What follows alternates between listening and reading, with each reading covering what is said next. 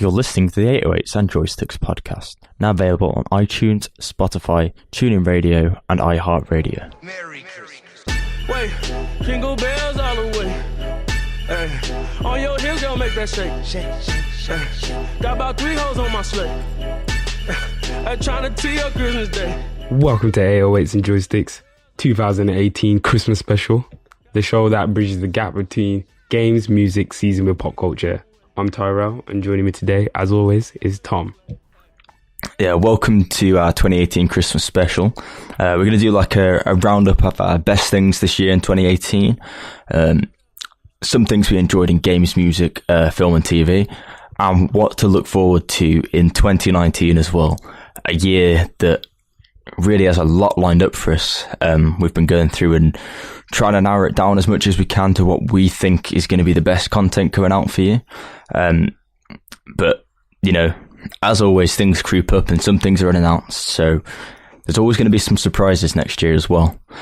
Starting off, we're going to cover a few of our favourite games from 2018. Now, we've played like a small variety of games throughout 2018. Obviously, we don't have the capacity to play every single game that comes out in 2018. We're not a big studio. We're not a big media corporation. We don't have access to review copies or anything like that. Mm-hmm. So these are sort of games that we personally liked in 2018. You might have some in common, you might not, but you'll definitely recognise some of them on the list. So I'll start off because the first one on the list is actually a game that I played quite extensively in 2018, which is Far Cry 5. If anyone's played Far Cry 5, you'll know that the game was a little bit of a change in the Far Cry series. The fact that there was no map in the bottom corner, like a mini map. For me, that was one of like the most innovative things that happened for games like that this year. I really enjoyed not being able to look at the map and just having to explore myself. The other thing was the story was quite captivating. The environment seemed quite real, quite alive. I probably wouldn't class it as the best Far Cry game I've played, but I definitely put it up there as second, probably second only to Far Cry 3, which obviously come remastered with it as well, which I did play. So, yeah, for me, it was a good experience to play that throughout the year. If any of you have played that as well, let us know. Let us know what your thoughts were for that throughout the year. Yes. Definitely, I don't know, definitely a change from Ubisoft, I think. Were you expecting them to change Far Cry up as much as they did for Far Cry 5? Well, I haven't really had a chance to play Far Cry 5, so when I did initially see the game, I thought, wow, this is like, you know, really different compared to like all the other games. I felt like at first maybe it was trying to be like an offshoot, like Primal. You know how they kind of just like basically like did a slight reskin of like Far Cry 4, I think it was, and like did it in like a Primal way. I thought maybe they're trying to do the same again, but I see that they got rid of the map, and I think they got rid of like, did they get rid of like the watchtowers and stuff like that as well? Yeah. Or yeah, so there's like, so basically the what I don't think the watchtowers do a lot with the map anymore. I've not played it since probably August, probably the last time I played it. Mm-hmm. But yeah, it was a nice change for me not having the map and being locked to certain areas in a way. You know, Zelda sort of did the same thing last year, where we still had towers that unlocked certain areas of the map, and still had the map, but it was a lot about exploration. And I think Ubisoft were quite clever that they looked into that and thought the game could be more about exploration as well. Oh, so they thought like maybe more allowing the player to just be free in where they want to go to, rather than like blocking it off. So I feel like maybe Ubisoft might have took a inspiration from Rockstar open world games, where essentially they're just, you can do whatever you like really in the games, can't you? You can go anywhere from the beginning I think. Anyway, I remember that for GTA 5, I felt like you could go anywhere you wanted to. Yeah, I think you can now. You never used to be able to in GTA though. No, that was like a weird thing. Yeah, I think in GTA 3, you like certain areas. I feel like, was it Liberty City, GTA 3, were like locked off, so you couldn't go. I think the same with San Andreas as well. I don't think the whole city was available from the beginning. I'm sure you had to do certain things first. I think Vice progress. City was the same. Yeah, I think it was maybe GTA 4 that broke the cycle, where you could just explore the whole city. I don't know, I could be wrong because I didn't play GTA 4 as much as the previous GTAs. I just didn't like it as much. But when GTA 5 came out, I played it a lot. I put a lot of hours into it. And yeah, the exploration on there was insane. You could go virtually anywhere, whether that be by foot, bike, or like boat, aeroplane, whatever, car. So yeah, I felt like that was a good design choice on Far Cry's on, like, you know, for Far Cry. And Ubisoft definitely must have looked into other open world games and seen what was successful and what people hated, because I know people didn't really like the Watchtower things. They said it was too Assassin's Creedy. So yeah, no, I can understand that. Yeah, I do understand that, because all the Ubisoft games follow that same pattern.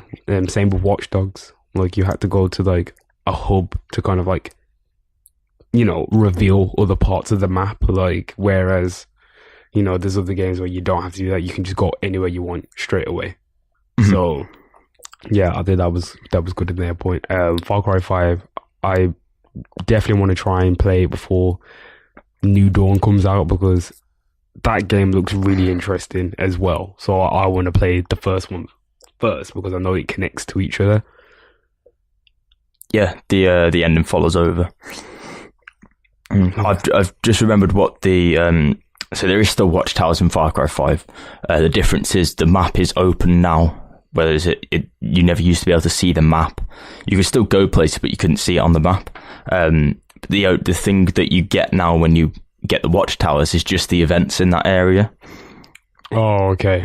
So the missions, you can go anywhere and do the missions, and they're always on the map. But things like, you know, extra tasks and stuff, side quests, they're not available until you get the Watchtowers, which is probably the best way to do it. Well, yeah, I guess so, but I still feel like maybe they should try and go for the more real open world, like just like GTA, rather than like locking side events behind stuff. But then again, Rockstar does deal with side events differently, because they're usually in the form of random encounters. So but you can still do the side events. They just don't show up on the map, so you can't waypoint to them. Oh, okay, fair enough then. Well, I guess essentially it is quite the same, isn't it? But yeah, as I was saying before, Far Cry 5, I would definitely pick that up probably in the new year. Probably like, you know, probably be quite cheap, especially when New Dawn comes out. They will be trying to sell that with Far Cry 5, trying to push that with it as well. Speaking about Rockstar, because you were just talking about that, leading on to that. But you've also got Red Dead on the list, which you've played this year. Oh, Red Dead. Well, I have played it, but I barely touched it. I played like the first section of the game. It's incredible. Makes my PlayStation literally want to take off like a rocket, though. It's insane. That install was insane. I thought Metal Gear Solid 4 was bad, where you had like to install the game in parts, but this was just another level. But the game is visually stunning, and also the gameplay of it as well is, you can just see how much like time and effort and work was put into actually creating this game, from like the animations to, you know, to the texturing, to the weather, like everything, the way how it all plays together, how it's like cinematic, and like you can view the game in the cinematic mode. It's insane. The online is probably gearing up to be the next big thing, following on from GTA. which is a good and a bad thing, obviously, because, you know, Rockstar, well, Take-Two, just like to monetize the hell out of everything, which is bad, which we're not talking about at the moment because this is the end of the year list. We're trying to be positive. Red Dead was a good game for single player games. It makes the board members of these big corporations know that people still are interested in single player games, which is very important because not everyone can play multiplayer games. No, not everyone has access to the internet. Not everyone really wants to play online. Like, I don't really like playing online that much. I don't know about you, Tom. I don't feel like you really like to play online that much either. It depends what game it is, but I primarily will like doing a single player experience or maybe like online co-op rather than... I've definitely messed with online co-op. Like, that is really cool. Like, to just play with like just your friends. Like, sometimes when you go online, you can get yourself into an environment where like it can deter players from playing a game just due to like how people behave like online in games, which is like fair enough. It's all subjective, and it's whether or not you take offense to these things that these people are saying. But at the same time, like, sometimes it just is not a nice environment for people to go online. So that's why they'd like to play single player experiences. Yeah, I also never had good internet. So for me, it was like I never really played online that much. And I used to just play single player because of not having the ability to play online. And I don't want to lose the ability to just play a single player game. I feel like there's a lot that you can do in single player. You can be a lot more creative than you can be online. Co-op games, you can be creative online. Things like, I don't know, what is that, Ark, Minecraft, stuff like that. Good games that you can play online with your friends. The thing that I don't like is when it's an environment where other players can basically ruin your game for you. So survival games where people can come and destroy your base maybe when you're not playing. Yeah. It seems like it's taken the fun out of games. So I see a lot of people say that gaming for them is like an escape from the real world. And then when you go and play a game, if you're then constantly thinking about that in the real world, and stuff can happen in the real world when you're not there in the game, it is then like being in the real world. So it takes away the aspect of virtually playing something. You know, you at that point you are playing two lives in a sense. You have to manage it. Yeah, exactly. I understand. That's a really, really good point. And that is like something that I would love to discuss in further, because I feel like sometimes maybe we don't talk about online gaming and how that can actually be for someone. Do you know what I'm saying? Like, say for example, someone who doesn't really take lightly to stuff like that happening. Like, say for example, like a kid who's been creating like a base, you know, for weeks, and like he might like just be going to school or whatever, and he can't maintain that base that day. He comes back to it and it's totally obliterated. Like, fair enough, like that is the name of the game, but sometimes like you just don't expect that to happen in a game, and like you just think to yourself like, well, I know it's survival, but like, damn, you destroyed the whole base. Like, do you know what I'm saying? Like, it can be a bit wild, and it can be a bit like, you know, crazy online. So, but anyway, so that's why Red Dead 2 online is going to be good. Red Dead 2 is going to be terrible. I've already seen videos of it. It's bit of crazy wild west. It literally is the wild west. Like, it's fucking up. Like, it's so insane. But moving on from Red Dead to a much more, even more cool, like just single player game. Probably one of my favorite games of this year as well is Spider-Man, the PS4 classic.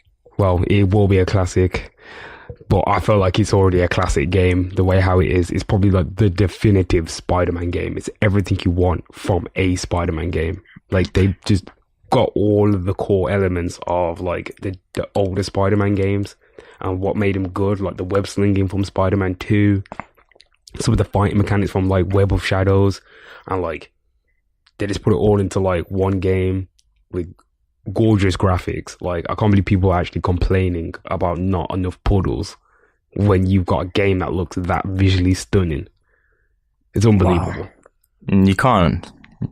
You've always got to find something with other stuff, haven't you? You know, it's literally what the community does. It's just unbelievable, though. Like, have you seen the game? Like, have you seen like, how, like, now with the free update, they've like brought in. I've got to give a shout out to Insomniac as well. I don't know if you know, they released the spider suit that I think Tobey Maguire wore in the Spider-Man movie for free as a Christmas present.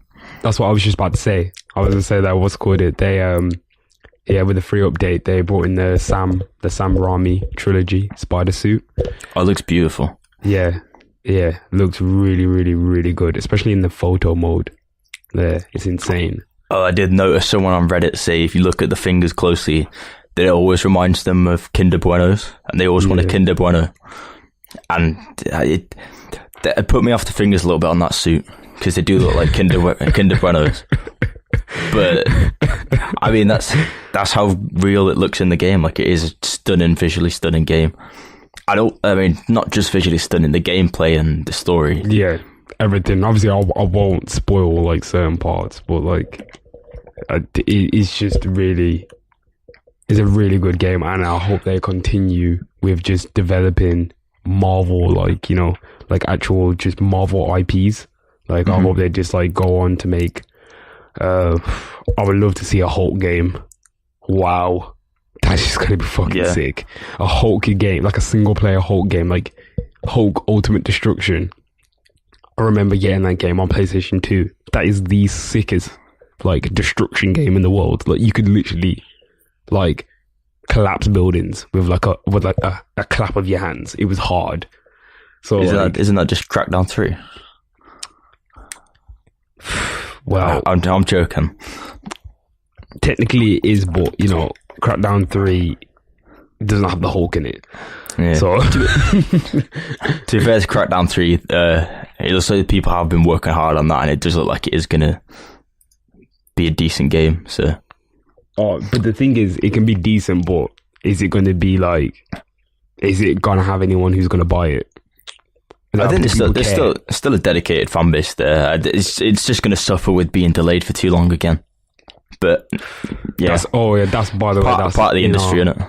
That's in our flops as well of this year, because Crackdown 3 is just it's coming out next year now, so technically it's not a flop of 2018, but it is a flop because it was supposed to come out in November and it didn't, because it didn't want the Pokemon and Red Dead smoke.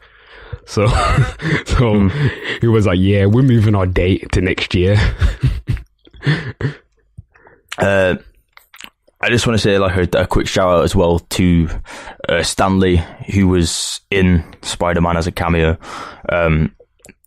Rest in peace to Stan Lee. We lost you this year. Sad year, really. But you know, hopefully, I don't know how ethical it's going to be, but hopefully he may make cameo appearances in other games, because the ability is there to do that. Well, I think ethically, I'm not sure how that would work, or if people would want that. I think Stan Lee's estate, or his, like, you know, whoever is now going to control, I guess, his, you know, likeness and stuff, they were preparing for this. They probably heard that he's already filmed his scene for like certain upcoming Marvel films and stuff as well. So I feel like they will prepare for this to happen, and like future films, they won't necessarily have to put Stan Lee in there himself. They can also put him in there as like a poster, or like as like a comic or something like that. Like, you can see his picture like in the background or something. Like, they can make other ways to, you know, make him a cameo. Do you know what I mean? That's a good suggestion. Yeah. So I think that, but besides that, because we're getting really sidetracked, we've got so many other games go down as well. These are some other ones that we haven't necessarily played in depth, but we just consider them as great games of 2018. We just felt like they should be mentioned.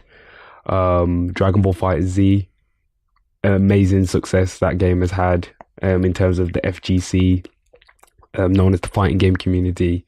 That game has took it to new heights that people never thought it would be. You know, like, you know, we've got our, you know, the first ever world champ on it was you know, a gay furry that's never been seen before.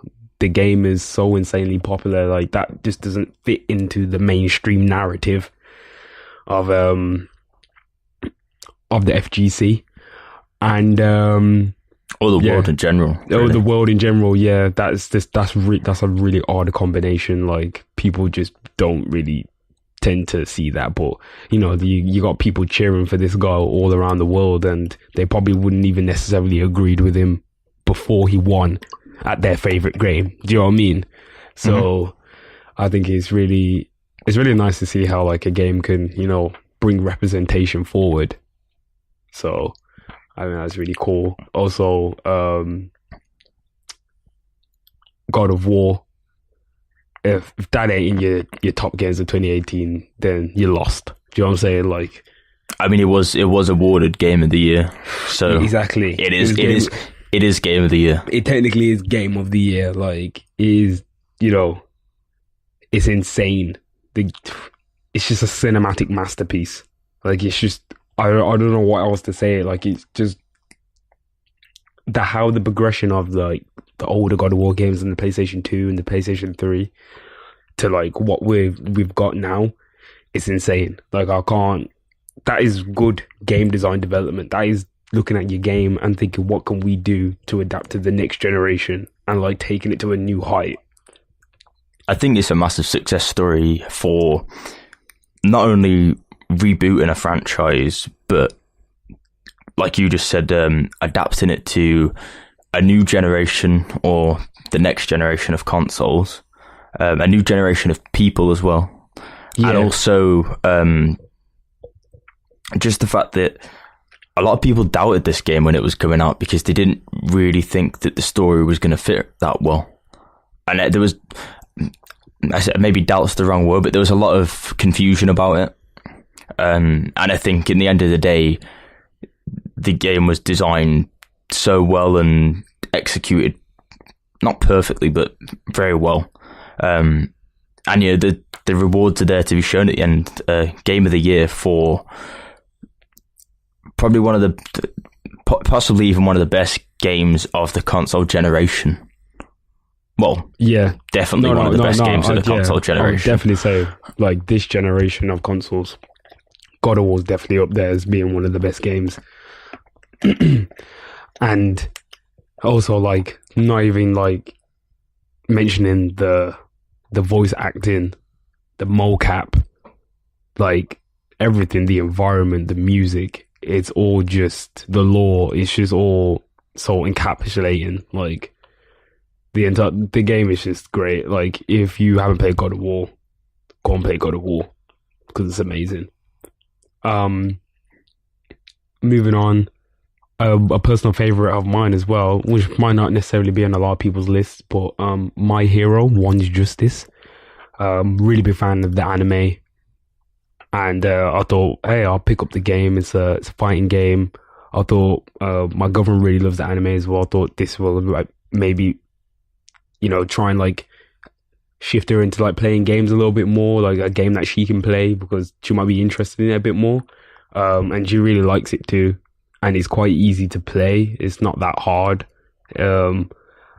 It's a really fun game. It goes through the entire story from about, like, I would say like the middle of season 2, up until like kind of like where the game came out and where the anime was at. So it was quite recently up to it. And it's got 2 story modes as well. You can play as the villains and the heroes.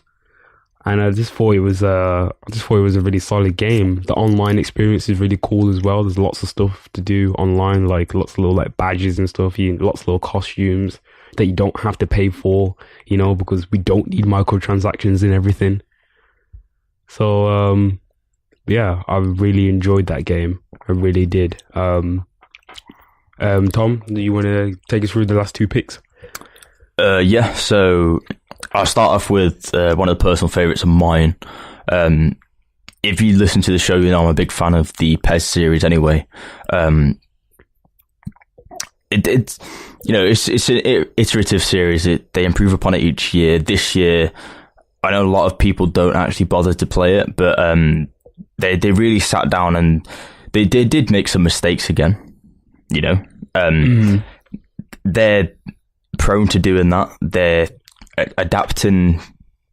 It's a game that's made in Japan mainly, and they're trying to adapt that to a Western culture, and it's quite hard to get that across to a mainstream Western culture, especially when you're going up against a big brand such as EA.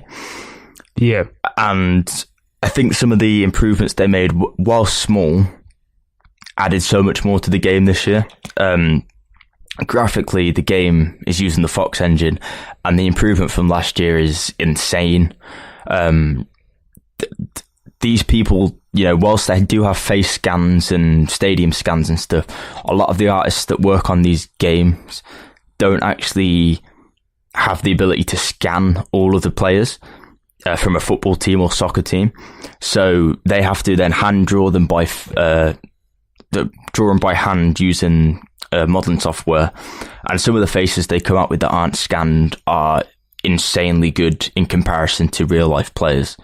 So I have to give that to them. They do put hard work in, and they constantly improve and update the game. They're already on the 3rd data pack now, and there's more stuff they already announced to come in the new year. So they're constantly improving the game, updating it. They're slowly adapting to westernize it a bit more. I think next year's installment is going to be even better. But the gameplay is, for me, probably one of, if not the best football or soccer games I've ever played. It just feels so real. That's a bold statement, Tom. Yeah, I know it is, but I just keep going back to it. It's one of those things, like I do like the PES series, and I used to put a lot of time into it when I was younger, and I've tried to get back into it again. And it was okay, but this year is like the year that I felt that it's felt the realest to me. Yeah, there was issues to start with, and they fixed them, and they seem to listen a little bit more now, the developers. But just the way it looks and plays, the way that the ball can bounce, and that they can have spin on it and sort of bounce on the line and come back, and just the little improvements they've made to some of the physics and stuff like that, and the way people collide with each other a little bit more. It just feels like every player is a little bit more unique, and it feels more like the PES that people know. If you're a fan of football simulation, I definitely pick it up, even if you want to pick up the light version that's available, because there's a light version they've just released that's free, so you can play that for free. You don't have to go out and actually buy the game. And, support people that, do put effort into the game. I know people say it's Konami and they don't put effort in, but Konami they help publish the game, they don't make the game. So yeah, exactly. Well, yeah, they don't make the game. They've got the dev team, even though technically they do kind of make the game, but because they've got the Fox engine. But it's, there's still a lot of people at the end of the day that have to have jobs and have got families and all these things. And I know, as much as I hate Konami as a company, I always commend that these game development teams, 2018 has probably been one of the most craziest years for gaming to date. Like, the way how it's exploded in the media, the way how everyone plays games now, the way how it's so acceptable to play games now. I feel like we, as gamers that have been gamers from young, we've been all sorts. You've been vilified, you've been called nerds, geeks, whatever. Like, I feel like it's took a long time to get to this point where we even got a whole show about it now, where we talk about it and people love it. So I think they need to like appreciate how much work these development teams, and I know sometimes we give these development teams a hard time as well, but I also, I have to give them credit because I understand that it's not easy to work for a company like Konami as well. Such a company who, probably doesn't really give them that much resources or probably that much faith, or really, I don't think they're really focusing in on games that much anymore. So it's kind of a little bit disheartening when your parent company that's behind you doesn't even focus on games that much anymore. And I gotta commend the PES team. They always manage to make a great football game that gets overshadowed by a overpriced, over-licensed garbage, really, in my opinion. I think if there's one thing that I would want for next year, for gaming, not just for football or sports games, like you said, but I would want people to, I don't think it's going to happen because of Fortnite's success, but I'd want people to be a bit more accepting to change, stuff that comes from maybe a different culture, a different background, stuff that people have worked hard on, stuff that's not normal, it's not the norm. There's a lot of good indie games that come out. There's a lot of big AAA games that again get overshadowed because there's a competitor that is more popular in the mainstream. And true. I think, as much as it's like the underdog story, but like if gaming gets bigger and people become more open-minded, I hope that means that they branch out into playing different games. Because there's a lot of good games, like you mentioned My Hero Academia as a fighting game. Like, a lot of people haven't played that because they probably don't know the anime. So maybe they should go watch the anime. But there's that thing where people maybe look upon anime and frown upon it. And it's nice to see that Netflix are really picking up on that and making some good anime. You're definitely, like, Netflix is like, there's so much on there now, and I'm just like, wow, it was never like this when I was a kid. Like, I had to go on dodgy websites and use a Windows Media Player streaming window to watch anime with no subtitles when I was a kid. Like, this is way before Jetix and all these channels that I'm like now starting to show anime. Toonami, the only anime I ever knew about was Dragon Ball, and I didn't even know that was an anime. I thought that was just a cartoon. Yeah. So what I'm saying, so and then obviously you had Ghost in the Shell and stuff like that. But when I used to watch Ghost in the Shell and Akira and these, like, my dad was just like, "Oh, that's just a Japanese cartoon." Like, I didn't know had a name. Like, I didn't know it was called something specific. Like, yeah. And then now everyone watches anime. I must admit the first time that I know, drifting off subject, but the first time that I experienced anime, Studio Ghibli anyway, was it came on Film 4 when I was young. Yeah. I remember they used to do that. The season in it. They used to do like a season of like Japanese like animated films. And my nan just put it on because she thought it was for kids, and I watched it and fell in love with it. And since then, it's just been like a thing that I've gone back and watched when I'm older, and I see it at a different perspective. And you miss a lot of things by looking over stuff because you assume it's just for kids. But media is created for a lot of people, and everyone perceives things in different ways.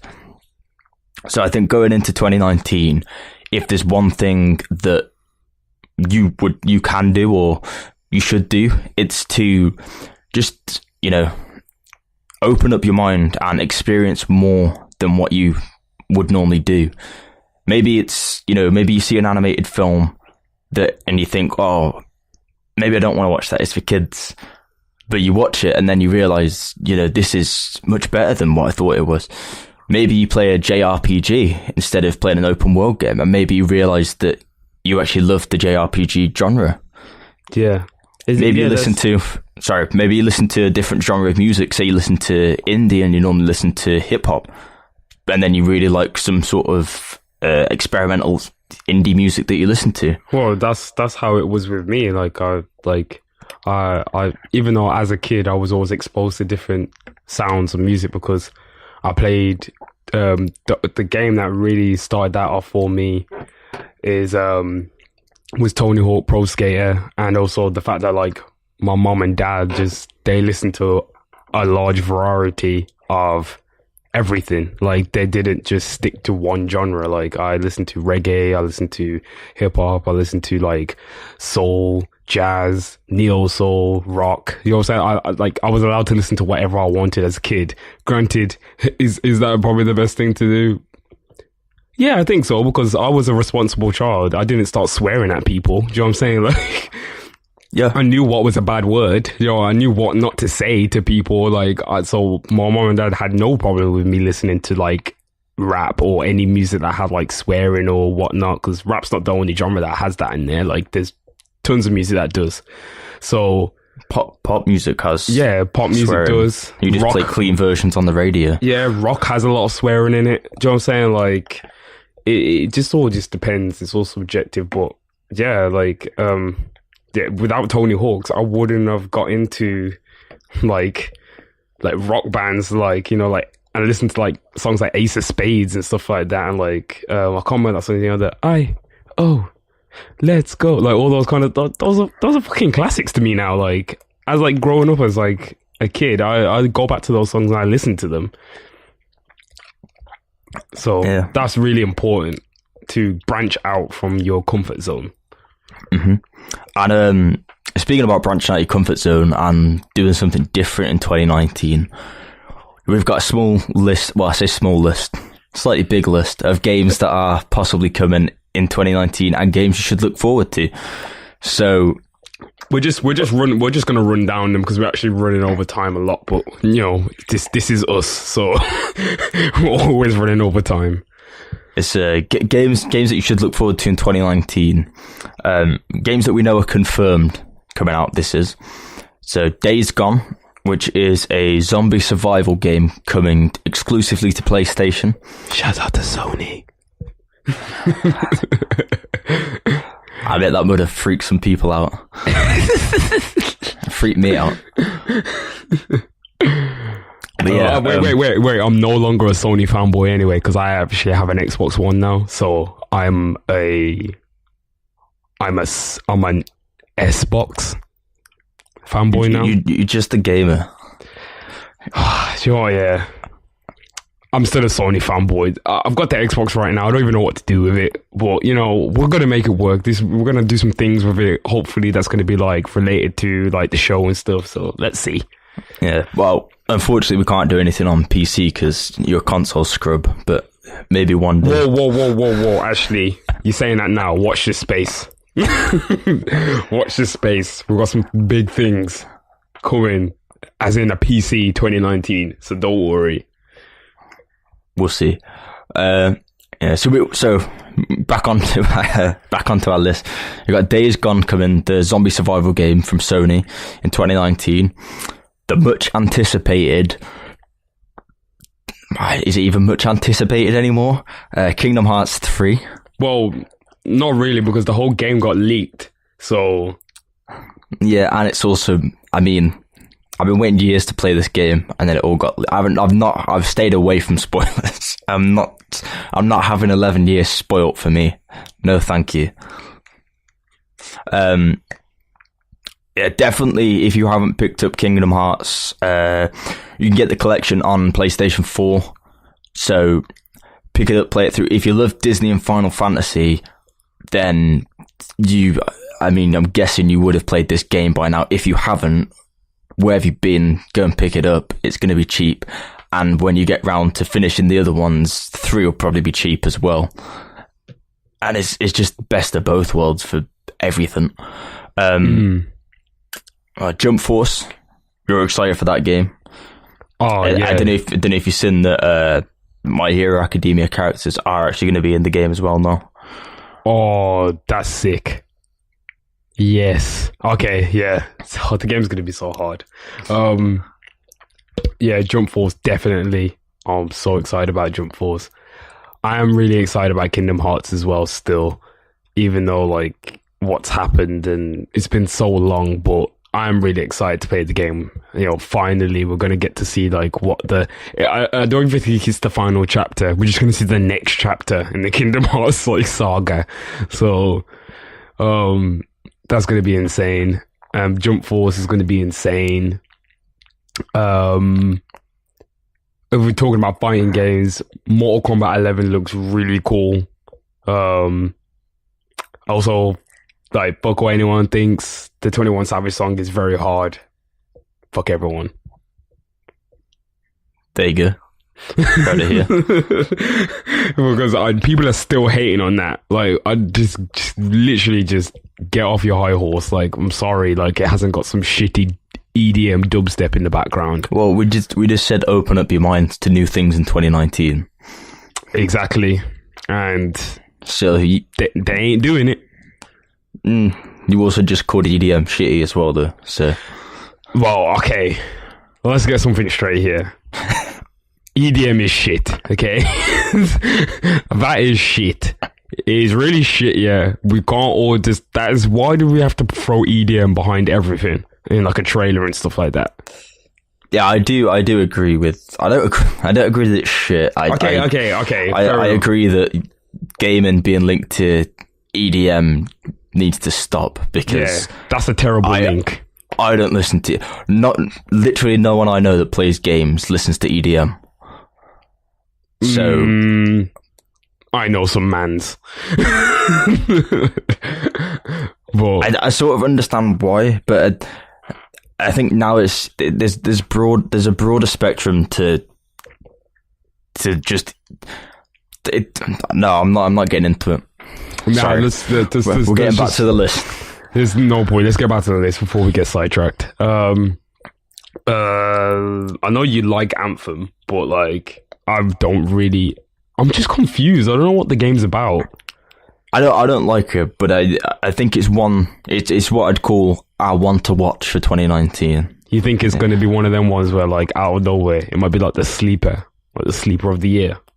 I know the alpha's come out. I know people have played the alpha. I have not played the alpha and I've not signed an NDA, so I can speak about it. Apparently it's good. That's all I've heard. I mean... Whoa, who has signed an NDA? How do you know this information? So, some people on Reddit have decided to say some stuff. Oh, okay. It's got nothing to do with us then. Yeah. Yeah, it's nothing to do with me. I just read on Reddit, some people said it's good. You know, I think wait for more details still. I wouldn't risk pre-ordering it or anything. It is going to be an online experience. And they were doing a lot of stress testing for the alpha. Which again, people shouldn't have been commenting on, but were. And the actual, one of the producers of the game had to come out and say, number one, the alpha is there to stress test the thing. And number two, you signed an NDA, so you're actually in violation of your NDA by talking about it. So maybe read next time before you sign an NDA and start tweeting about it. That is just so dumb. Why would you can get sued for that. Yeah, of course you can. Everyone knows that once you sign an NDA, yeah. No, not everyone knows that. Unfortunately, not everyone knows that. Well, we know that. But I just make it clear again, like, if you have signed an NDA, if you go into any closed alpha, or even beta, and you have to sign something... Don't talk about it. Don't risk it. Just don't bother. I know, share it amongst your close friends and things like that. Just don't speak about it in general. But nah, you share it with your friend, innit? Like, they're never gonna know. But, like, I just wouldn't. I don't know. Yeah, but don't tweet on a public forum, though. Do you know what I'm saying? I'd just say keep quiet. You know, if you got Alexas in your house, turn them off before you start speaking about that stuff. You never know. Joe, that's a little bit crazy because have you seen the story? No, we're getting sidetracked again. Zuck's watching you. No, it was I heard a story about Alexa was telling like this little kid to kill their foster parents. Yo, no, okay. It's a bit insane. Like I have Alexa at my actual house. Cool. Happy thoughts, because this is the end of year special. Yes, okay, so carrying on with some more happiness because we've totally just gone off the rails now, and it doesn't matter anymore. We're just gonna carry on. Devil May Cry 5. Yes, I'm really looking forward to it. Big Devil May Cry fan. The series is returning back to its glory, back to the original storyline. Even though DMC was really good, I like DMC. It just shouldn't have been called Devil May Cry, in my opinion. It's my opinion, but some people really thought that it was a really good representation of Devil May Cry. I didn't think so. I thought it could have just been called maybe Demon Slayer or something. I don't know. How do you know it was called Devil May Cry? DMC might have stood for Demons Might Cry. Do you know that that's the official name of it? Tom, it's literally DMC Devil May Cry. The guy's name is Dante. I'm just trying to lighten the mood a little bit. The guy's name is Dante. Well, no, I'm looking forward to DMC 5. What about you? To be honest, I've never really got that much into the DMC stuff. I feel like that's not really your kind of game. Like I don't feel like you don't really play those kind of ones, like hack and slash. Like I don't feel like that's not really your bag. Do you know what I'm saying? Yeah, I don't mind playing them from time to time. I've just I have to sink a lot of time into it, and you have to be selective about what you play when you have limited time. But if I get a chance to pick it up or share play with someone, I'll definitely give it a go, because it looks good for me. Like it looks like a good game, and it looks like it would be an interesting game to play. I might even look at trying to, I don't know, I might have an old one on Steam. I might look if I've got an old one on Steam and maybe pick one up in the sale for cheap and go through, see if I like it or not. Yeah, get the HD collection or something. That's got 1, 2, and 3, and then number 4 special edition was brought out on PlayStation. I think I've got it actually. Well, sticking to our theme of this episode in 2019, try something new. Maybe not trying something new. Next is Crash Team Racing. I'm so hyped. Oh my god. Like all I'm just doing now, I've got my fingers crossed, and I'm just hoping that they remake Crash Bash. Oh my gosh, the remake Crash Bash is going to be the best thing in the world. I don't know if Crash Bash deserves its own remake as a game. Oh come on, man! Like Crash Bash definitely does. That's like a Mario. That's basically Mario Party. Just put it in a bundle. Put it all in a bundle. Wait. Wrap it up.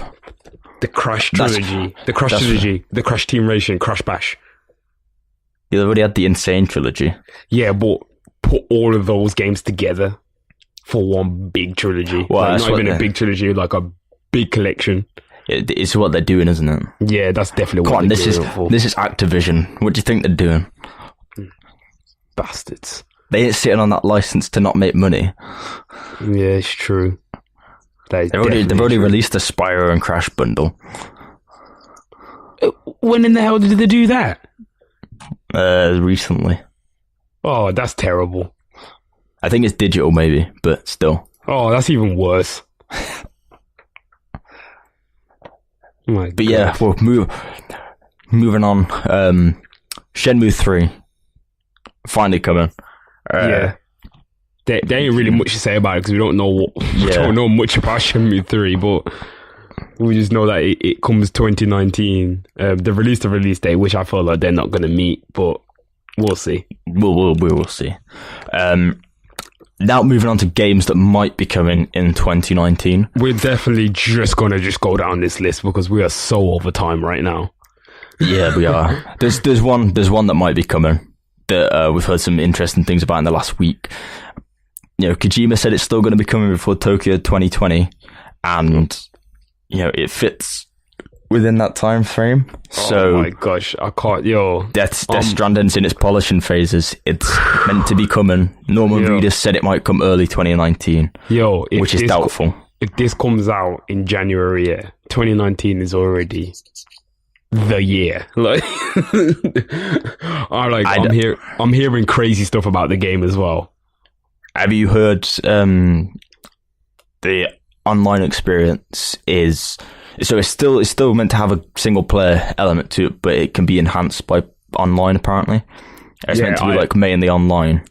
I did hear that as well. I heard about like people theorized about the strands is going to be like you're all connected in some way. So I feel like you would have a choice whether the online experience to affect your overall gameplay experience, if you know what I mean. Yeah, so it's meant to be quite social media-esque, is what Norman Reedus said. Elements of social media.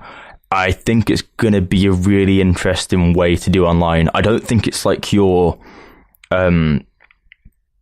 it's not like a open world MMO everyone's running around.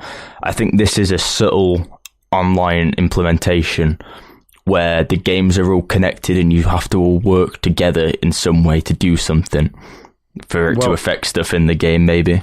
Well, Kojima said that once you start off at the beginning of the game, I don't know if it's Kojima or somebody else who played the game or someone on the team, they said that you would start off initially, it would start off as like a third person action, kind of like an action / like thriller horror game.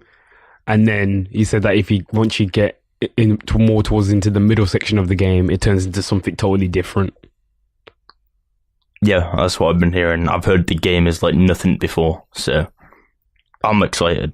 I'm just scared now that maybe Kojima's gone a little bit too, like the man's gone sicko mode on the game. Like, he's got a little bit too crazy, you know what I'm saying? Like, with his ideas, like, I don't know if he's like, maybe he's had a bit too much freedom. Now he's making like a crazy game that's not going to make any sense. Because I'm also hearing that it's now a trilogy, potentially. Yeah, Norman Reedus did say there could be a part 2 or part 3. So I'm thinking like... But that's just what he said in an interview, so it's not set in stone. That's just like a small thing. That's insane. But anyway, we said we wasn't going to like talk too much in detail about these games, but I'm just so excited. Yeah, that game deserved a little bit of mention because we got some details about it. But that is possibly Game of the Year 2019. I'm putting that out there now. Yeah, already. It's even if it isn't, it's always going to be. It's going to be Game of the Year in my heart because it's Kojima's next big project. So, I just got Kojima. If you want to hire me and Tom, you know where we're at. Moving on anyway. Animal Crossing is coming in 2019. Maybe. These are maybes. Potentially. These aren't confirmed. Oh, not confirmed yet. Cold Vein, Gears 5. I think the Phoenix Wright trilogy is confirmed to be coming in 2019, now. Yeah, it's like quarter 1 and 2. Core 1 and 2. So, yeah, I'm really excited about that. Massive Phoenix Wright fan. Really interested. Skull and Bones. If you go back to go and listen to some of our E3 episodes, you know how much we raved about that game. Like, we loved it. Like, as soon as we seen it, we was like, wow, this is amazing. We've already, like, spoke to other, like, friends, and so I was like, we need to all get the game, like, together, and, like, we all need to, like, be on, like a pirate team, and, like, yeah. We know that Sea of Thieves is apparently a lot better now than it was when it came out. We're also going to try and attempt to play Sea of Thieves now that I have an Xbox, and now that also that Tom has a Windows. I just have a Windows. He's just got a Windows. He's got a Windows PC, so we can essentially play together on Sea of Thieves using the Game Pass or whatever. So we're going to try and do that eventually. Also, Star Wars Jedi Fallen Order, that's Respawn's Star Wars. We don't know anything about it except for that they're working on it. But I heard there's a potential Titanfall 3 coming as well. Yeah, I heard that, but I don't know when that's coming. I did hear that apparently that's coming in Q4, though, Star Wars Jedi. Really? That's what's on Wikipedia. It's coming Q4 of 2019. However, Wikipedia is not the reliable source. Yeah, and I feel like they always say that, like, you know, when you go on Amazon and it says like the game's coming on the 31st of 2019, just because they don't know when the game's coming out. Yeah, gotta get that pre-order money. Trust me. I'm not bashing Amazon because they don't actually take your pre-order money. So, what else? The Outer Worlds. This is Obsidian's competitor to Fallout, basically like a Fallout New Vegas spiritual successor. Basically, the real Fallouts. Space. Basically, the real Fallouts that we should have been getting over the years instead of these half jobs that Bethesda's been doing. Essentially. That's just my opinion. Just my opinion. No comment. No comments on Bethesda.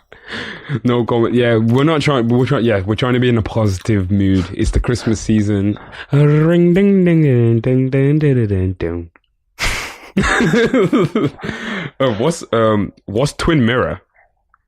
Twin Mirror is, put me on the spot now. It's that it's like an episodic game going through the minds of that guy. Made by Bandai Namco. That's probably the worst explanation of the game ever. It looks trippy as hell. It looks like a cross between. It's by the guys who did A Way Out. Is it A Way Out? No. Life is Strange. Is it? Yeah. Dot nod. Or don't nod. Don't. Yeah, maybe, don't yeah, nod. I think it is. Yeah, it looks interesting. It looks like something I might design. So I'm interested to play it. It just looks trippy as hell.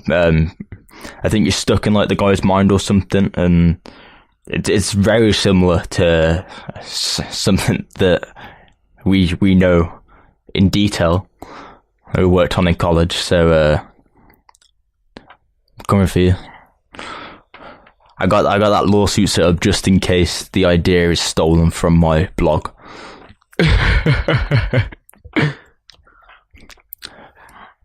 But yeah, it looks interesting. Yeah, it does. Now that I've like looked it up a little bit more, it does look pretty interesting. And I do like the Life is Strange series. Anybody out there who likes a nice little story narrative, like kind of like a visual novel type game, definitely go and play the Life is Strange series. We've got a quick list of flops: Metal Gear Solid Survive, Fallout 76, Battlefront 2, all whack games. I forgot 2 of those games come out this year, and the only one I didn't forget come out is Fallout 76 because it's literally all over the news for being terrible at the moment. And We Happy Few as well. That disappointed me so much. Forgot that game come out as well. Oh my god, there's so many forgettable games this year, like so many. Right, we're gonna move on to the film section, but we're literally I don't know how we're gonna do this because we have like. It's fine. We'll do it. We can do it. It's a Christmas special. Everyone's going to want to listen to a Christmas special. So, why don't we talk about what Christmas film should you watch? We've put together 5 Christmas films. That was going a lot better in my head. Do it again. We put together a list of 5 Christmas films for you to watch. There you go. And without number the delay. 1, no, because I was just looking at like all of the stuff that we still have to like talk about. I was like, wow, this is a lot. Yeah, number 1, but not in order. No, this is no order. We don't do orders around here because we're just not trying to. We're not trying to offend anyone. Yeah, I'm not a Star Wars fan. That was a joke about the First Order, but it doesn't matter. I think it passed over. And I'm thinking to myself, I don't know, I'm looking at this list now and I'm thinking, should Die Hard be on there? No. Why not, though? We're not having a Die Hard debate. Is Die Hard a Christmas? I mean, Is Die Hard a Christmas film? I don't know. That's another debate. That is a really big debate. Like, is Die Hard a good film? Yeah. Yeah. Should you watch it at Christmas? I believe these films are more Christmassy than Die Hard. And that's true. the reason why it's not on this list. Yeah.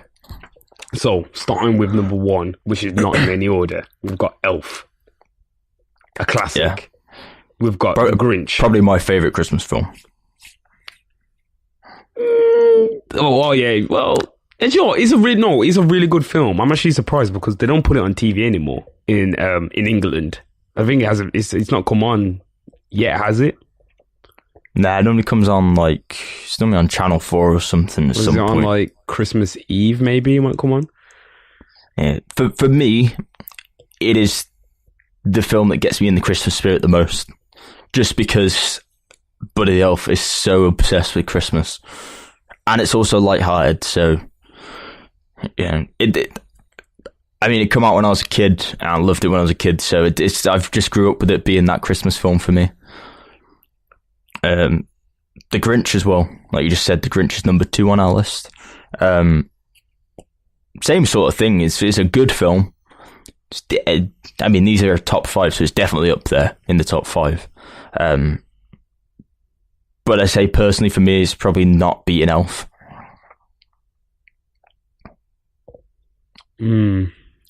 Yeah, The Grinch wouldn't be Elf. I wouldn't think that either. Like, The Grinch is cool and everything, but no. I do enjoy Elf more than The Grinch, but my personal favorite Christmas film is Jingle All the Way.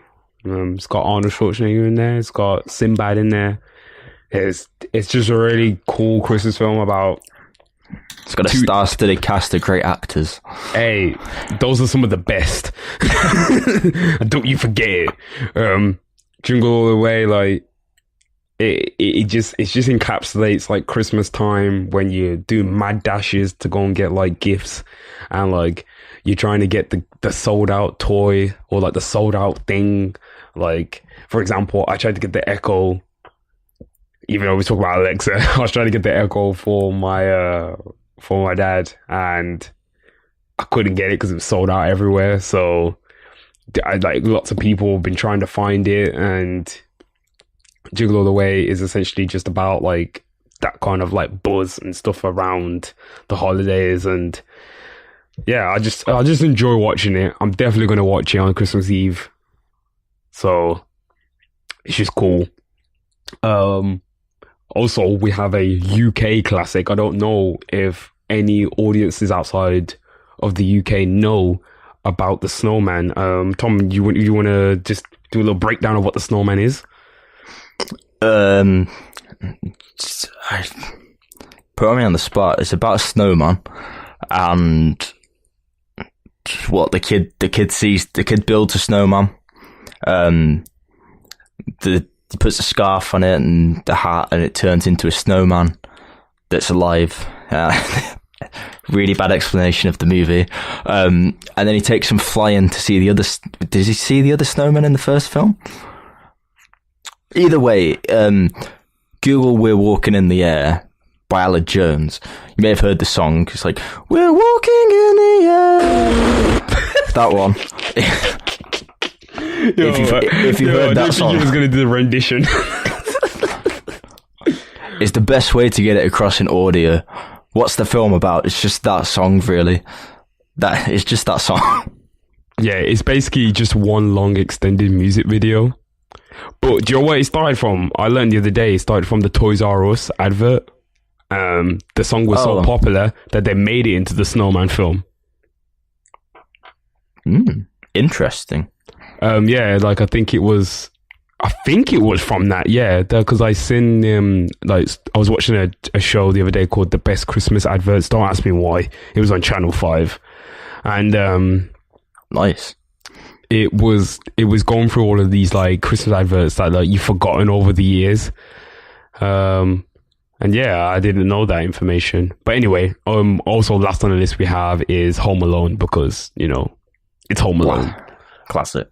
So yeah, but that is our Christmas film. So guys, if you're not like, surely you've watched all but one of them. Yeah, maybe not the Snowman, and maybe not Jingle All the Way, because I feel like that is an old film as well. Like, I don't think many people have like essentially watched Jingle All the Way, but like, do people want to watch Sinbad in a Christmas film with Sylvester Stallone? Not Sylvester. It's Arnold Schwarzenegger. Of course you do. He's Terminator. Like, why would you want to see Terminator being a dad? You don't want to see Terminator getting a toy for his kid. You know, that was a big time for, like, Arnie was like a star. Like, he still is a star. So, like he can come back and do a Terminator right now. Actually, wait, he is, yeah. He actually is coming back and doing Terminator, actually. But where's Sinbad? That's the real question. If you isn't Sinbad dead? Moving on. I'm being serious. I thought he died. I don't know. Maybe he hasn't. No, he's not dead. Oh, it's the Mandela effect. We're definitely moving on, because you've just announced someone as being dead when they're not dead on our Christmas special. Okay, I'm sorry, listeners. This is probably one of the craziest episodes because we just have no structure to it. We're just talking about our favorite stuff. Yeah. Moving on, best films of 2018. A rundown of the things that we loved watching film-wise in 2018. TV series was a bit edgy, so we didn't really include stuff like that. If you listen anyway, you know the TV series we like and what we've watched. So, yeah, there's way too many to talk about. And also, they come every year most of the time, so it's not really worth doing a rundown of it. Hereditary is top of the list that we've got to go down for best films. You've watched that?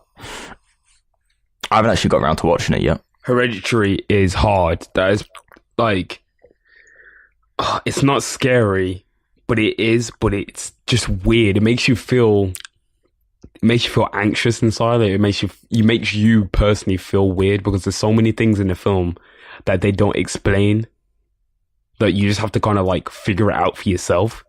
And even towards the end of the film, it's still not explained, but I heard that they're potentially doing a sequel. Well, no, the way how the film ends, it's definitely set up so it can have a sequel. But I don't know if they're just going to leave it like open-ended. So definitely watch Hereditary. I wouldn't say it's a nice film to watch around Christmas, but say, for example, if you're chilling with your friends or your girlfriend or whatever, or like your partner, or whatever. Yeah, maybe you're on like I don't know. That sounded. Maybe you're on like a fifth date. Put a scary movie on that's also good.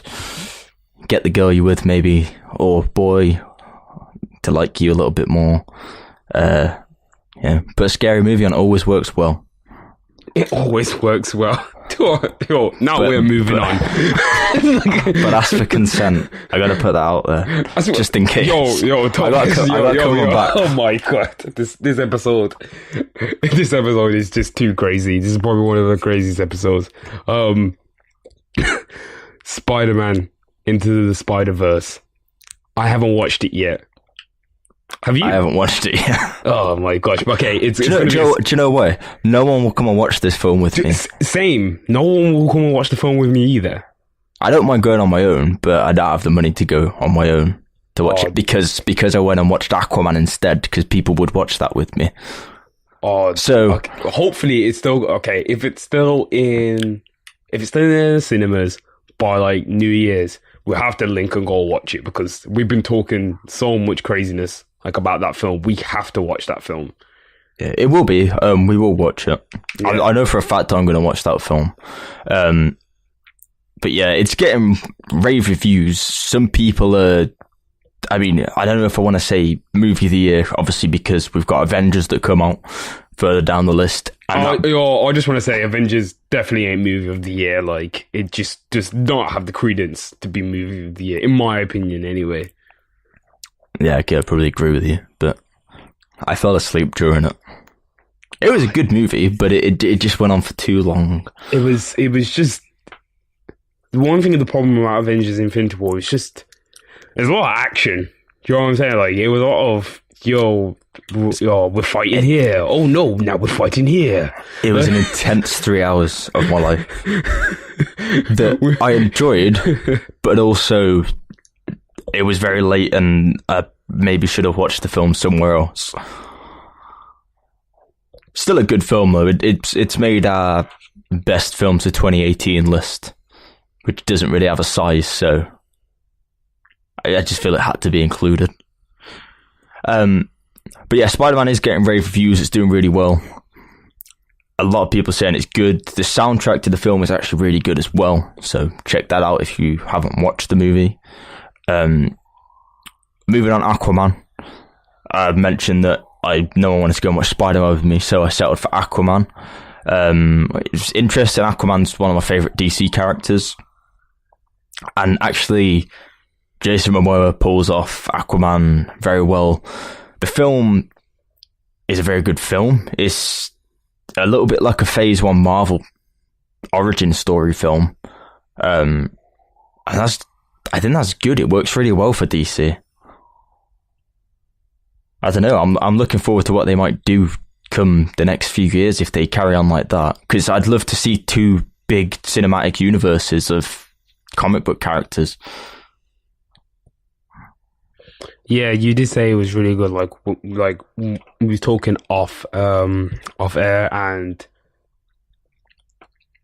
you gave it like a decent review of it, which makes me want to watch it. But I'm hearing a bunch of conflicting reports from a lot of different people saying it's good, saying it's bad, and saying it's like mediocre. And some people are saying like it's just trash. Like. Okay, I'll point one thing out. Their music choice in the film is horrible. But what do you mean? Like what? They just like. I wouldn't say it's like a really, really amazing film. I'd say it is a good film. But if they made a small improvement here and there, and maybe didn't drag the scene on for this long and cut back on the music for this, like you don't need a montage music thing. Cut that back, it would be a great film. I feel like they're not trying to, DC have tried to be like that in the past, and they've sort of still got those signs there that they're doing that, but it's wearing off, and they're definitely I was going to say Marvel, but rivaling Marvel for the future. Which is very interesting. That's an interesting take. That's a very interesting take, Tom. It's going to be hard. Although they need to sort out what the fuck they're doing with the extended universe or whatever. Not extended universe, the movie universe, because it's up in the air of what the hell's going on. So that's up to them. Different story. Moving on, let's just go down the superhero movies because there's a load of them. Deadpool 2. Wasn't as good as Deadpool 1 in my opinion, but it was a good film. What do you think? I think, yeah, it was still good, but like, yeah, it wasn't as good as Deadpool 1. I felt like it was just kind of like, I just want to say like, okay. I guess like, it's still really good though. Like in terms of like a film, it was still like massively better than like some films out there. But like, still a good film of 2018. Yeah, it's definitely. We've already spoke about as well. The Avengers as well was a really good film. It's just intense, like an intense 3 hours of like a lot of action. But I did expect that because this has been 10 years in the making. So yeah, if you know what you're going into, then you sort of know what's going to happen. So it's to be expected. I'd just suggest like being not wanting to watch the movie, but being fully awake and prepared for what you're going to go into. Because it is a good film if you're prepared, but you've just got to prepare yourself for it. Oh, one thing I'm thinking, is so did Star Wars come out this year? Solo come out this year. Just Solo came out this year. Mm-hmm. Why do I feel like more Star Wars films came out this year? I'm confused. A lot of Star Wars things came out, but they weren't essentially like main things, were they? No, there's TV series and announcements of new series and stuff like that. There's a lot of like new series is getting announced, and a lot of like films also kind of like.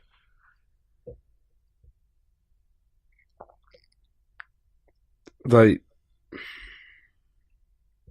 I can't really understand why they're cancelling like series, but then also like redoing them. It's just so like I don't know if they know what they want to do with the Star Wars franchise at this point. It's more backlash from fans. I think once episode 9 is out of the way, which is in our what to look forward to in 2019, once that's out of the way, then I feel that we'll fully understand what Disney are trying to do with the Star Wars universe. And I honestly feel like after this trilogy is over, they have a lot more freedom to do what they want, because they'll have their own original characters in place that aren't affected by the first 6 movies.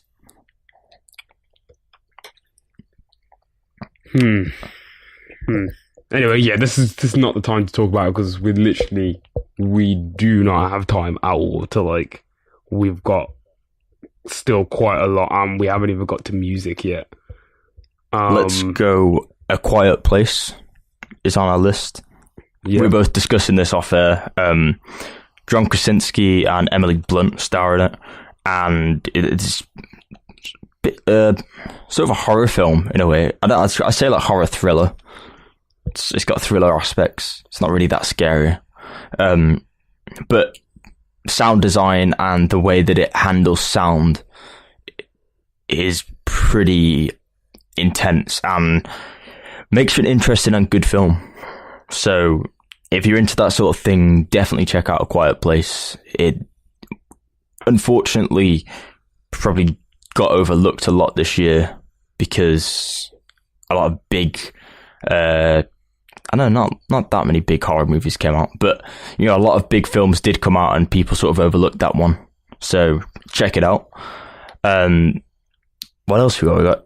Incredibles 2. You've seen that? Oh, Incredibles 2 was really cool. It was just like, I just loved how like it just like picked up from where it left off, and I was like, wow, I felt like I'm a kid again. Like as soon as it picked up, I was like, oh my gosh, it's Incredibles 2. Like I just never thought I was going to see it.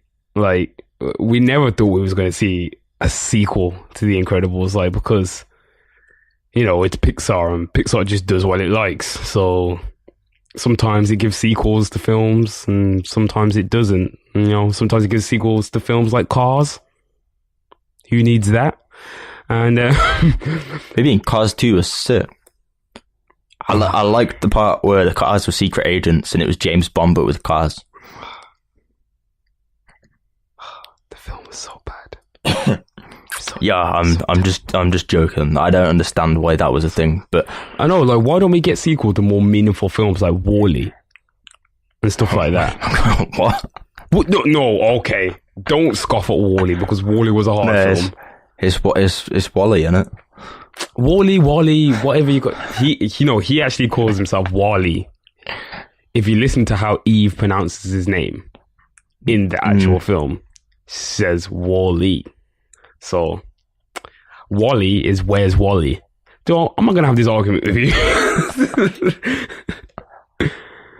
But either way, I thought it was a really great film. The animation was sublime as usual. The story was really cool. Wasn't as strong as number 1, but I seen where they were trying to go with it. Yeah, that's about it.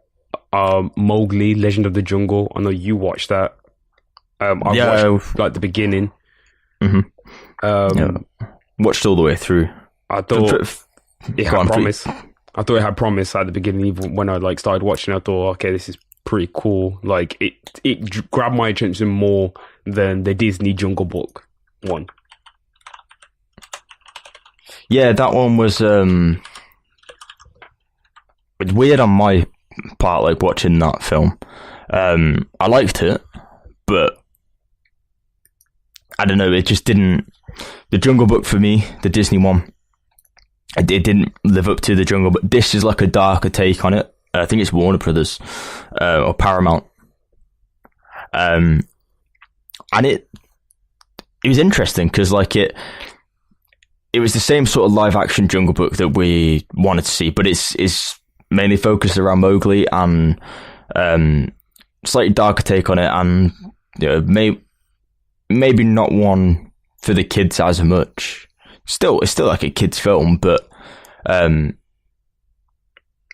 if you like the darker side of stuff like that, then I'd definitely recommend watching that. Black Panther obviously has to be mentioned. Record-breaking film in many ways, and really sort of, I don't know, it kicked off the year in a very good way for superhero movies. Yeah, it did, and also it was like, I felt like it had like a different tone to the other Marvel films as well, which was like cool. Like, you know, like some of the Marvel films, like you can say like it follows like a certain tone, whereas like we've never really kind of like seen like this kind of like, I don't know, it was just weird to like see like how it was, like you see like Wakanda and everything, and I just thought it was just really cool to see that represented like on cinema and stuff like that. And I just, you know, it's just something that I thought I would never ever see. So I'm glad about the success of it because it was popular. It's getting a number 2, which is coming out in 2020, I think. Plus the soundtrack was good. Yes, fingers crossed that we get a soundtrack from TDE again. I think that we will. So, and that was insane too. So, yeah, Marvel smashed it. They did. They really did smash it. Yeah. Isle of Dogs by Wes Anderson. Both of us haven't seen this film. Did want to go and see it and still do. But I've seen behind the scenes stuff of it, and the way the film's made, is incredible. Really recommend going and watching it if you haven't yet. It's a little bit different, but it's one of those eye-opening things that, you know, you might like it if you go and watch it. Ready Player One. You haven't seen this. I have. A lot of people were doing the book's better than the film thing. Like, honestly, for me, I've not read the book. I don't care about reading the book that much, to be honest, and comparing it. For me, they're two different entities. The film was good, in my opinion. I can see why the book could be different, but, you know, they're not meant to be the same thing. And I think it's a weird way of expressing how VR is going to affect the world, possibly, and putting that on like a big stage. And it's nice to see again the cross between gaming and films coming together. And we saw a lot of franchises in that. Other thing we've got is Solo, so a Star Wars story, Han Solo origin story. I've watched that. For me, it was good. Yeah, I can see why people didn't like it that much. Same. But Oh yeah, I've got to tell you, I've seen it as well. I can see why people wouldn't like it too, but I also seen how it was so different. It showed such a different side to the Star Wars saga that I really liked. So yeah, I like seeing a different, again, like a film without lightsabers. I mean, no, it did have lightsabers in, didn't it? No, it didn't. It didn't. No, it didn't. It didn't have lightsabers in it. But again, it's different. A little bit like Rogue One. I like Rogue One. Oh, yeah, because Rogue One actually finally showed us like a war. Yeah. So yeah, it was Rogue One was like essentially a war film. So it was really cool. I do like Solo for that reason as well. I don't want to spoil it in case no one's seen it, but again, the darker tones that these Star Wars stories are taking, even though they apparently cancelled now, I like to see in that because it's like a more mature look on Star Wars, and you know, you don't necessarily have to watch all the films, but if you're a fan and you like seeing some of the backstory, you can watch that and see a lot of these things happen, and you build the characters up a little bit more by seeing what happens within their lives. You know, that definitely gave me an insight into Han Solo from a different perspective that I didn't consider before. Sorry to Bother You is the last one that we've got. a film that starred, is it Lakeith Johnson? Lakeith Stanfield. Lakeith Stanfield. Yeah. My bad. Interesting film. Very trippy. I know it might not be to everyone's tastes, but I enjoyed watching it. It gave me ideas in my head to think about. Like, I think it's always a good film if you makes you question some stuff. Makes you question. Well, I also thought, like, yeah, the way how it was, like, edited and stuff, and the way how it's put together, and, like, the premise of it. Obviously, we're not trying to give too much away, like, on any of these films, but just, like, the storyline and, like, how it was, like, it's, like, it just seems like it starts off, like, kind of normally, but it's not. The film is not a normal film at all. So, yeah, I say definitely check out Sorry to Bother You, which might still be in the cinema depending on your location. Yeah, in the UK, it'll probably be in the cinema now. I'm not sure about Europe or the US. The US, I don't think it's in the cinema anymore. And Europe, I'm not sure. Yeah, I'm not sure about that. We have a whole section here on what we look forward to in 2019, but we are Yeah, I think we just run down the list with names. Yeah, we're super pressed. We're super pressed for time, so we're gonna also be doing the music section quite quickly as well because we just we're running out of time. So shall you do the first half of the list? I'll do the second half. Yeah. Cool. Detective Pikachu. We have. I like the look of the trailer personally. We've got Sonic, as written on the notes, the Hedge Abomination. Well, we all know why. Let's just see what that trailer is going to look like. Yikes! And gotta go fast. We have it. We've got Us. What's Us? Us is Jordan Peele's new movie coming out. Oh shit! Next year. Trailer for that is actually dropping on Christmas Day when this goes live. So, I mean, the trailer for that's dropped today. Go watch it. We have definitely. This isn't pre-recorded. What did you say? I said the trailer for that's dropping today. Really? As in Christmas Day, because this isn't pre-recorded. Oh, so. Why would you say that? I was so confused. I was like, wait a minute. Like, what are you on about? We've got The Lion King. We've got Glass. Avengers 4, which trailer came out. It's pretty good. Captain Marvel, that also came out. Trailer was okay. Most of these films do have trailers. Yeah, they do have trailers. Dumbo has a trailer. That's just odd. Aladdin, that's another odd film as well. Shazam, looks interesting. You want to take over? Yeah, Shazam for me looks interesting. I'm definitely going to watch that. I think you should too. I'm going to definitely watch Shazam. Pet Sematary, which is a remake of a Stephen King book. Another sort of horror remake we're going to get. Looks interesting. Godzilla King of Monsters, starring Millie Bobby Brown. I think this is the second in the Godzilla series. Yeah, it is. It's the second it's the second in the Godzilla series, but it's technically the third in the monster series or whatever, because the next film is going to be Kong versus Godzilla. Yeah, and it looks interesting. Like, I definitely watch it. The trailer for it looks good. Toy Story 4. I'm excited for Toy Story 4. Definitely it looks like it's going to be emotional. I think it's going to be I definitely think that Woody's going to die. I think that's what's going to happen. Nah, he's a toy. He can't die. Well, he's going to get scrapped. I don't know. He's going to get something. He's going to get scrapped and get given to someone as a Christmas present. Because it's happy. Because it's happy and it's Christmas. Happy Christmas, everyone. Child's Play remake coming. So the Chucky films, a remake of that is coming, and it looks good. We haven't seen a trailer yet. We've only seen some posters for it, but it looks interesting. The second Spider-Man film, Spider-Man Far From Home.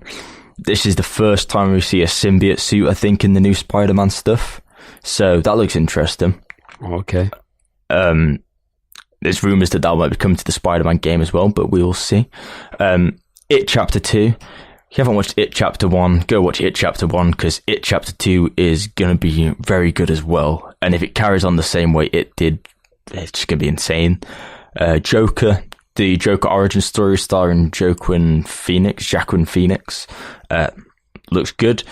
Mm-hmm. Read into it a bit more if you want to know about what could be coming. Well, I'm hearing like, it's going to be more of not even going to. Well, did you tell me this? It's not even going to be the Joker, is it? Really? Yeah, I think we may have discussed it. Yeah, last we episode. discussed it, didn't we? Yeah, like it's not really the Joker. It's like it's going to be someone who the Joker based themselves on. Like, yeah, which is really, really cool. One that's a bit of a surprise that I didn't know about. Zombieland 2 is apparently in the remake. Oh, being made. Didn't you know? For 2019 release. No. Yeah. Zombieland 2 was supposed to be coming for 2019. I'm really excited. I hope. Yeah. Like, did Bill Murray get killed in the last one? I think so. I think when I was reading, Jesse Eisenberg's coming back. Woody Allen's coming back. I think. Kristen. Oh no! Woody Allen isn't coming back. Woody Harrelson is coming back. Woody Allen isn't going nowhere. He ain't going nowhere. Oops. Jesus, Tom. Well,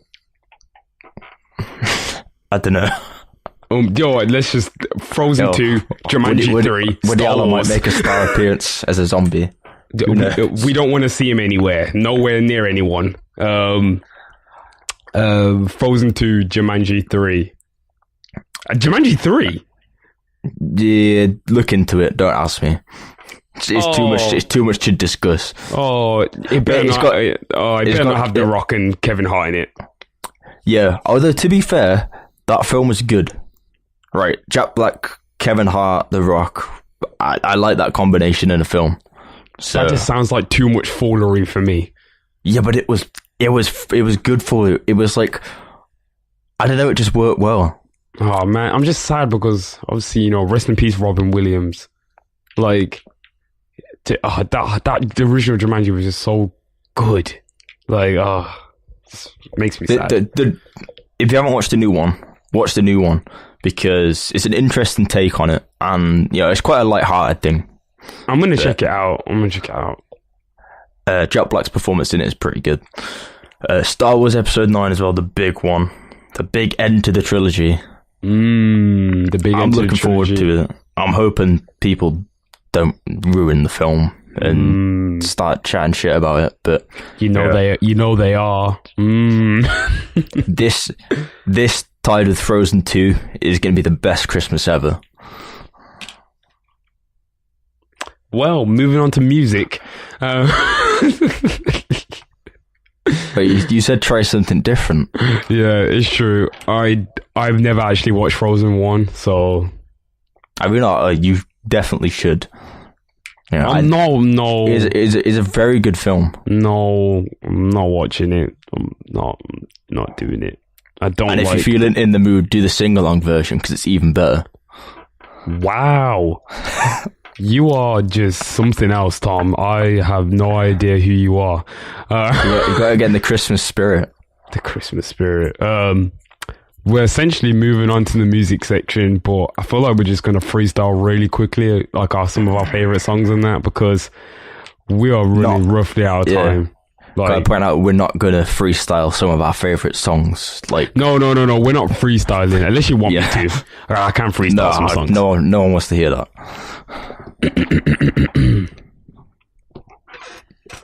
Out like a light. Like a... You just put some echo on that. No.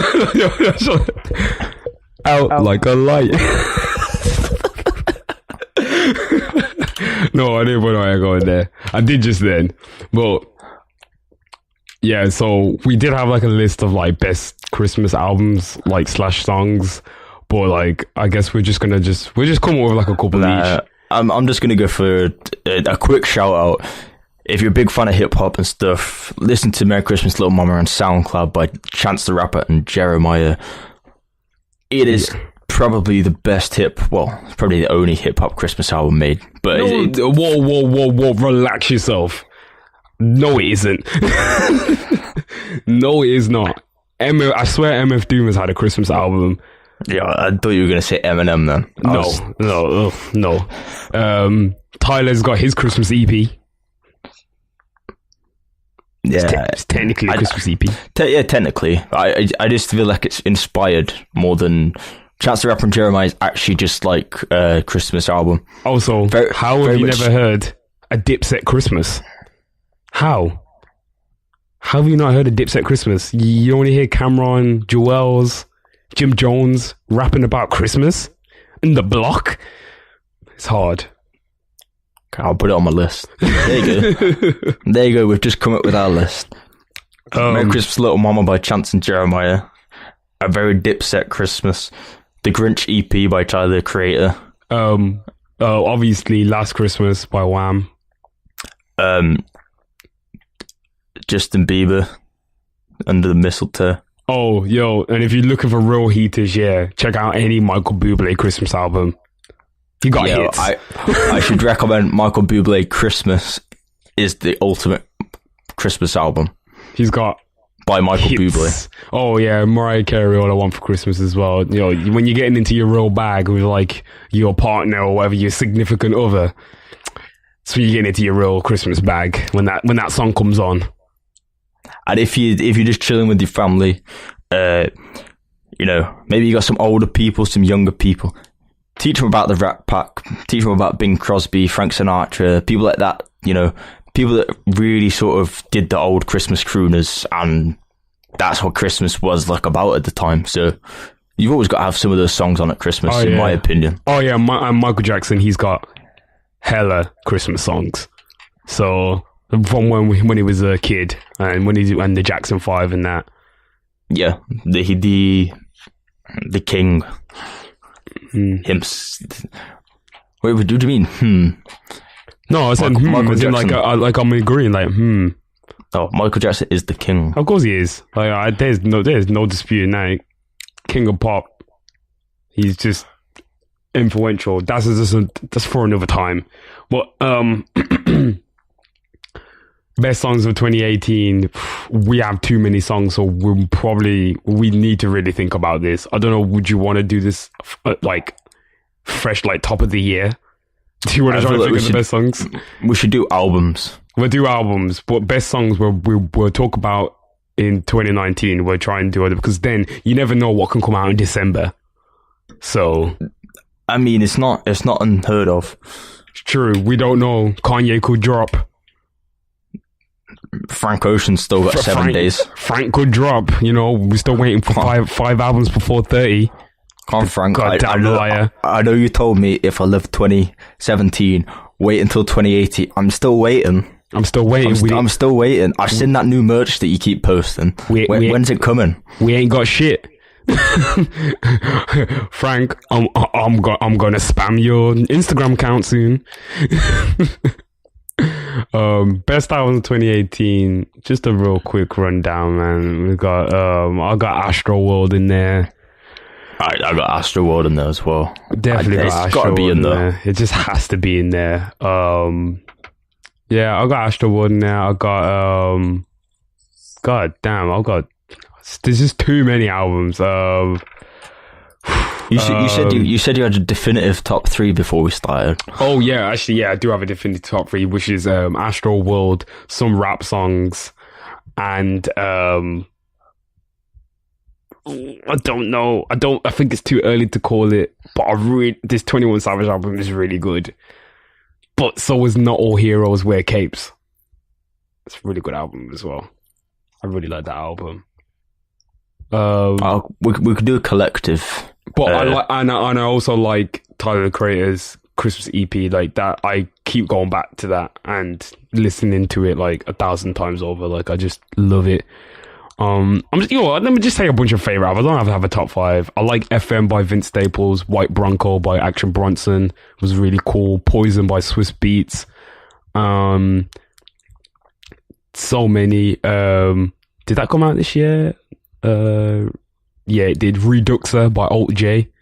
That was sick. You put me onto that. Yeah, that was pretty good stuff. That was really, really sick. Trying to look through. I'm trying to think. Even though technically it's not a new album, the Cherry Bomb instrumentals just made me really like Cherry Bomb again.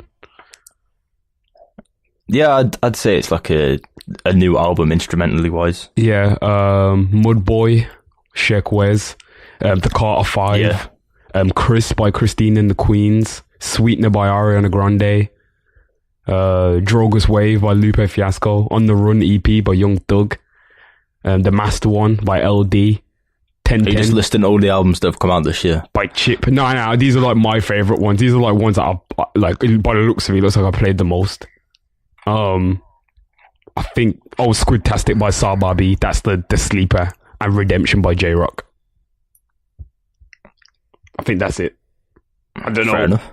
Oh, and because I'm a really big Drake fan, I think Scorpion was still good, but it's not even nowhere near my top 5. But Negro Swan by Blood Orange would be.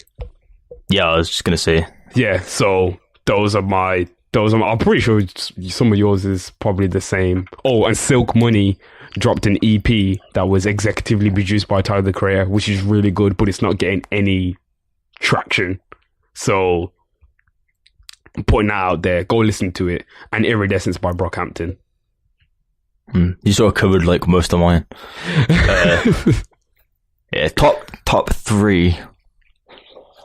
It's top 5 for me. The albums I keep going back to is Iridescence by Brockhampton. I've got to put it out there.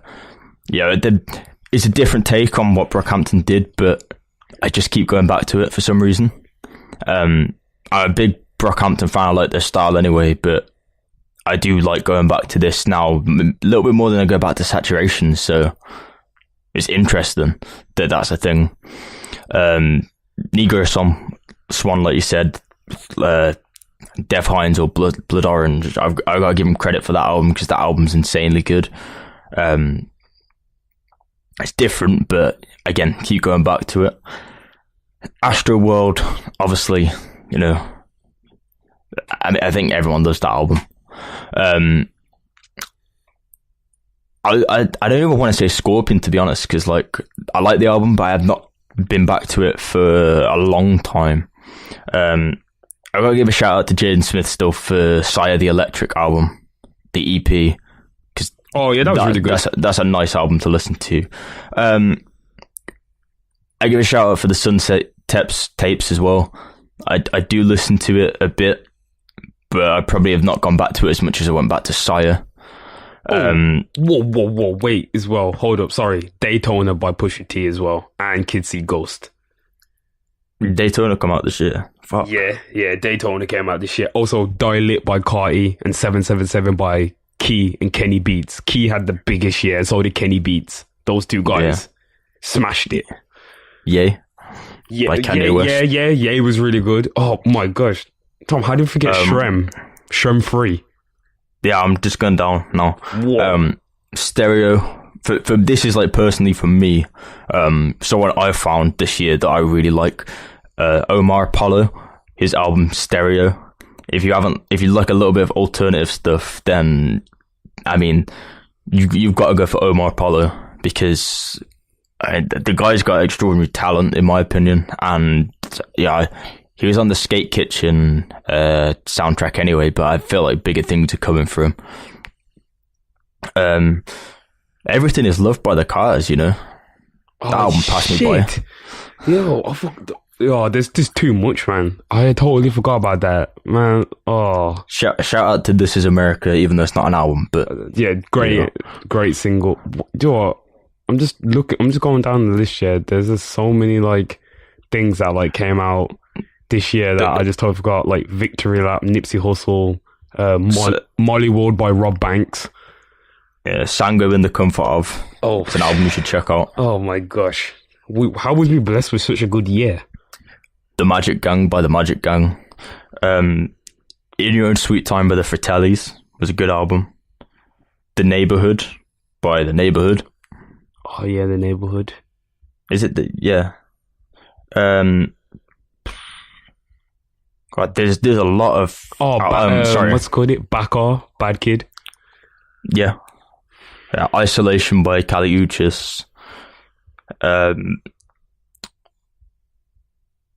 gonna give it a shout out, but Shawn Mendes by Shawn Mendes. Oh, yeah, real talk. I was trashing it. Yeah, album was actually pretty good, and so was I kind of went back. I can see why people like Beer Bongs and Bentleys, but it's not as good as it's still not as good as Stoney. It's different. I like it. I grew on it more and more. Beer Bongs and Bentleys for me, yeah, I haven't not gone back to it as much as I go back to Stoney, but it's still a solid album for the year. And I think that's it. Obviously, we have our playlist and everything where we've put songs on, but there's just one last album that is left, and I'm gonna put it up there as, you know, one of my top 3 albums of the year. An album I keep going back to. An album that got very emotional actually in the end, and that's Swimming by Mac Miller. Oh my god! I've just got to say that rest in peace to Mac Miller, but the album is incredible. If you've not listened to it yet, listen to it. The man was coming into his element, and unfortunately we're never going to see what could have been, but you know, he got nominated for, was it a Grammy he got nominated for? Yeah, he got nominated for Rap Album of the Year. And you know, I think that says it all. It's just the man's come far. It's just that it was an amazing project. I can't believe I forgot that. But Self Care is probably in my top 3 songs of this year. That song itself has helped me so many times when I've listened to that song. It's such a personal song to me. Because it is important to take care of yourself, and you know, sometimes you have to take time and, you know, think that, you know, sometimes you have to just take a little step back from everything and, you know, just assess your situation and assess your surroundings and just think to yourself, like, you know, like, what am I doing and stuff like that. So yeah, that was a very important song, very important project, and, you know, obviously rest in peace forever, you know what I'm saying? So wow, can't believe it. What a year. It's been an insane year. There's albums that I thought come out this year that didn't. They come out last year and I'm still listening to them. So there's a lot of stuff that's gone on this year, and it really is amazing that in fact, Georgia Smith's album come out this year, didn't it? I gotta give a shout out to that as well. Yeah, shout out to Georgia Smith. She's from the ends as well. So she's from the UK. She's from really close around our area. So like, that's really weird to see someone from, like, you know, that area like become such a star. It's really amazing. I feel like that's it. New Patek by Lil Uzi Vert. I don't know how Lil Uzi Vert managed to have 1 billion streams when that's the only song he's released this year. He's a star. He's an actual superstar. It must include features. It's got to include features. He hasn't. It doesn't include features. They're taken into account, like, you know, the Spotify artist thing. Yeah. It was just that. 1 billion. Yeah, but it's not just that song, it's all his previous albums as well. Yeah, that's what I'm saying. It's all of his previous albums as well, but I'm saying, like, compared to, like, other artists who have released, like, 4 bodies of work, and he's released just 1 single. Gotta think that's pretty impressive, isn't it? Mm-hmm. So, yeah, Lil Uzi Vert is probably gonna have a really massive year next year. Yeah, I think that's about it. I got one thing left, which is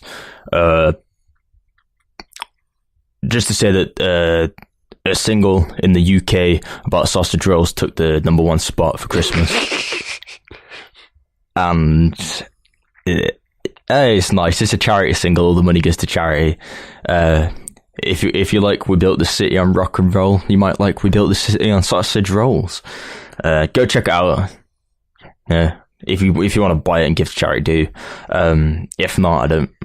Yeah, not that I don't blame you. I'm not going to force you to buy a charity single just because it's for charity. But it's not a great song. But it's just nice to know that holiday festivities, it's got to the top of the charts ahead of Ariana Grande. Which is surprising in itself to even professionals that work in the industry. And one more thing for 2019. Hurry up, Frank. I'm waiting. Unless you release something in the next 4 days and this comes out, and then I'm like, oh, okay. Sorry, Frank. You're going to drop some... Whoa, wait. Blonded Radio on the 30th. Ooh. Yeah, his Blonded Radio's on the 30th of December, so we might just get something. I'm looking forward to those 90 songs. But I'd say, imagine getting some new Frank to like see the new year in. Wow. That's the best way to end the episode and the best way to end the year. Definitely. Thanks, guys, for this has been a massive year. Like, this has been our first year that we've started this. It just came all from a pilot. We didn't even have any real equipment or anything. I was recording off a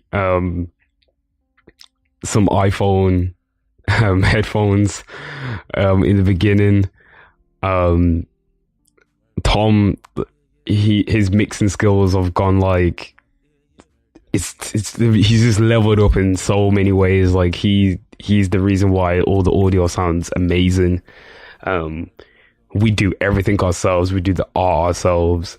Everything is us. We own 100% of everything ourselves, and that's how we want to keep it. So it's a lot of work for us, but we're really happy with how it's turning out, and we're happy with that. We're just able to share an opinion, and people agree with our opinion or they disagree. But I'm just happy that there's people out there that want to listen to essentially two guys' conversation that we've always been having for years as really, really good friends. So yeah, it's like it's kind of, when I really think about it, it's really insane. And all I can say is thanks. Yeah, I just want to say the same thing, really. I never thought that in February, when we keep saying we're going to be doing this for ages, we kept saying we'll do this about 4 years ago, and we tried some stuff and nothing really come. And to do something, and we've carried on doing it, and to gain the traction we've had, and the platforms we've been involved in, and just everything we're doing, we're really enjoying it. And we're looking forward to 2019 and what's going to come, because we're not just stopping here. We've got plans. We know what we want to do, and we're looking to grow as much as we can. We're looking to get people involved as much as we can. We're looking for different opinions. We're looking to help bring the communities together of gaming, film, and music. We're looking to open people's minds to different things across all the different industries. If you like one thing, you might like this. It's what we're all about, and we're really looking forward to 2019 and what's to come. And I think the only other thing left to say now is just Merry Christmas. If you listen to this on Christmas Day, have a good day. Yeah, have a great Christmas, or in America, no, happy holidays, or whatever. Or if you don't want to celebrate Christmas, I just hope you're having a great day whenever you listen to this. Also, have a great New Year's. And unlike Frank, if you like 2018, you're definitely going to like 2019.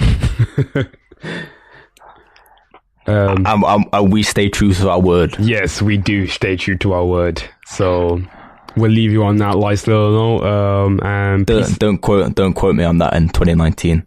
Just point that out. You can hold me accountable. Peace.